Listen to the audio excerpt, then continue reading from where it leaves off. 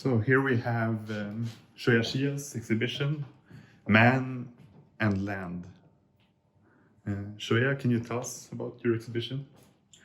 Man and Land, basically the whole show trying to build a storytelling of the relationship between human and the land that we are relying on. So we are part of the organism and we using the land, but then when we are more and more civilized, we use the land in a different way and almost like exploit. And so this is the time when we are reflecting of our relationship with the land, so that we can continue to have a healthy and balanced ecosystem between human and land. So, and the exhibition divided by 4 sections, 4 rooms: the garden, the lake warrior, the laboratory, the participatory room, which encourage contribution of messages written on the text for reflection. And so we can go through this whole. Yeah, this here is the garden. The garden is a wheat grass where it's formed. The form of the garden is actually have been transformed from the original idea that is borrow a reference from the geoglyph from Amazon basin, where the new technology able to scan the whole landscape and found there are some landscape or geoglyph that is showing the sign of human civilization underground long time, approximately maybe 3,500 years. And then, so the previous exhibition was borrowing one of the geoglyph and created a labyrinth. And to be accommodate and adjust to this amazing space here in Halve magazine, with all this pillar and with the previous history of the art storage, I redesigned this whole space. So it's no longer the older version of the geoglyph, but then it's also creating a form. If you're looking from a certain angle, you actually can see it's like a sign of C, or the sign of copyright. And I'm not describing more about the copyright, but I would like to give the space for visitors to think about. Hanging pieces here, about 2 meter, 3 meter, is an old Chinese script, aged around 3,000 years also, around the same time about this humans start cultivating and using land to make food, to cultivate food for human consumption, for feeding the whole population. And the sign on the left, the sign here is look like a wooden stick where human can use to start working on the land or soil instead of using hand.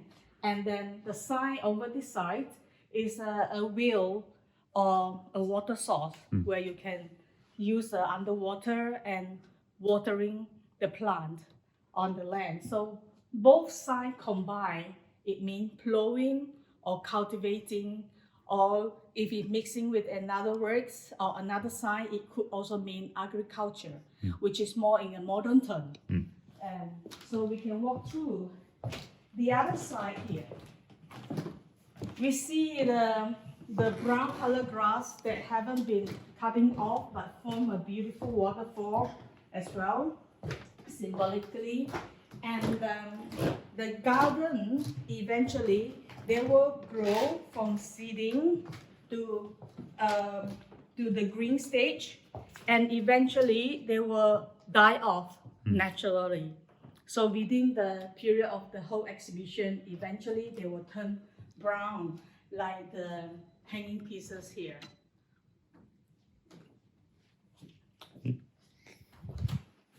We move on to the next room. to the lead warrior. The lead warrior consists of 7 photographs where the artist dress lead warrior suit that is made out of lead. In Swedish, purjolök. Purjolök. Yes. So this is the room where the 7 photographs are both sides. They look like the guardians of and gardening. When you come in, entering both entry, there are on the both sides where you have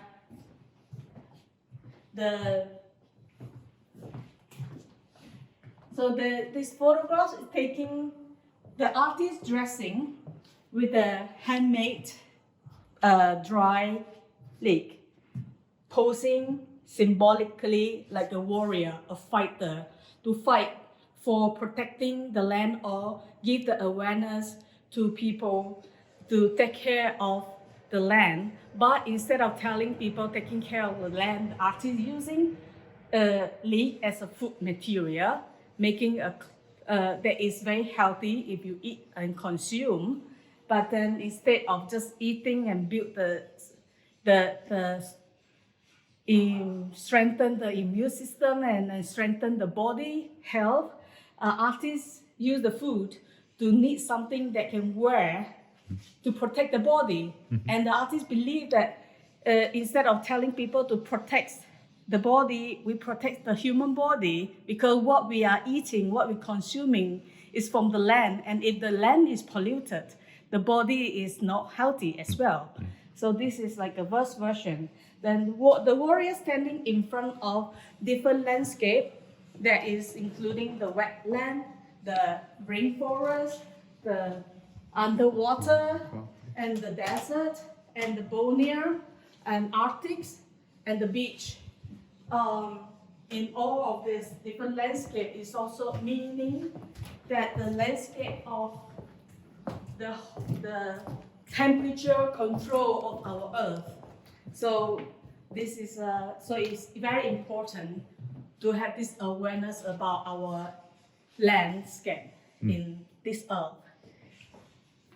So, and the lead warrior, the lead warrior armor was constructed and knitted with different technique, knitting, crocheting, and tying, hand sewing, and of course the artist is continuing in exploring the different technique. And so far, what presenting here are the tying, the waving, different type of waving, and I am naming all the different suits. When I wear them, I name them according to how I look like, which warrior I look alike. For example, this one I call the samurais, because when I dress them, they look like look like the samurais. And then you have a different warrior in the rainforest, in the bonnier, and then you have this the shining look like the very nice chest golden general piece in the middle. So after the lead warrior series, we come to the laboratory. The laboratory basically is some small collection of video, my previous performances that I have done concerning our food crop, such as rice and soya bean. They were made some 2013, 2015. Most of them were during that time, where I pay attention very much about the developing of the cultivation and experimenting of the golden rice. So basically this room are the food that is produced in the laboratory, or you can say that GMO food or genetic modified food. So especially rice and a soybean that have been modified to resist of insects and herbicides. So in the laboratory, we had like golden rice is free, where golden rice is lacking of vitamin E, and the scientists believing to add in vitamin E can save the whole world by adding vitamin E, because rice is also one of the major crop that consumed by the whole world. And in many of the third world countries, most people who eat just rice without consume vitamin E either lost their life or lost their eyesight. This is the very beautiful idea, but when it's developed later on, there were controversy and activism, sabotage of the whole process, and of course there are also many different questions have rising up also throughout the whole process. And this started since in the 80s until today, it's still going on. And maybe they have already approved, but it doesn't really, the issue still continue, or the controversy still continue. Maybe they have more aware, and yeah, but these work are done during 2013. And issue about the farmer right, and are they safe to consume, and then how they make in the laboratory in a very radical way by just adding carrot juice to the rice, mimicking that is the vitamin E. Yeah.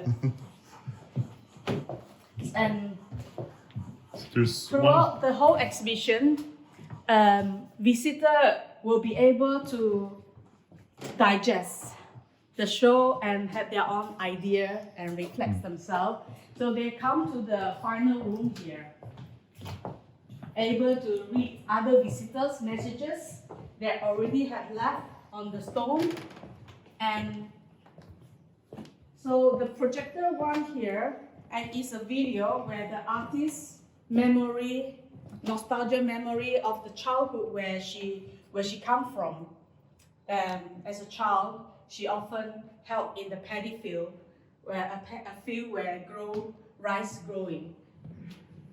And when, as a child, she is running and imagine herself and her relation and how her relationship with the landscape. So this room inviting visitor to also contribute some thought and reflections and messages of what do they think about their own relationship with the land, where there's a small little chair and stool here where they can sit and reflect and think. And of course, pens provided. And the second video is a performer where the artist left her own text of how she thinks about human relationship with the land as well. The artist thought that the earth time, the nature time, is so different from the human time. Human time is so temporal, so short, and what we see is just one scope. But then the earth is still continuing and changing, and we cannot just look at the scope and conclude something happening now. Therefore, stone is a symbol of age from the ground. When we left some message, it's like our thought as human beings. In this short time, we are continuing the reflection to think about the land, the landscape. And on this wall, there are some messages that collected, because when we talk about age, we talk about human time. It comes to the reflection about time as well. So time is one of the factors that I have decided to add on. This section here is messages that collected from a previous performance, asking for the meaning of time from visitors. And the visitors have been contributed like almost 2,000 texts of messages here, that what they think about time and what is significant for them, and some even like memory. So this room is a very open room for memory, reflection, and your own nostalgia, relation with human, with land, with time. So please, would anyone who come to this space, when you come to this room, you can quiet yourself. It's a very nice environment. You sit here, you take your time, and you can leave some message for other people to read your thought. Thank you so much, Chuyia. Thank you.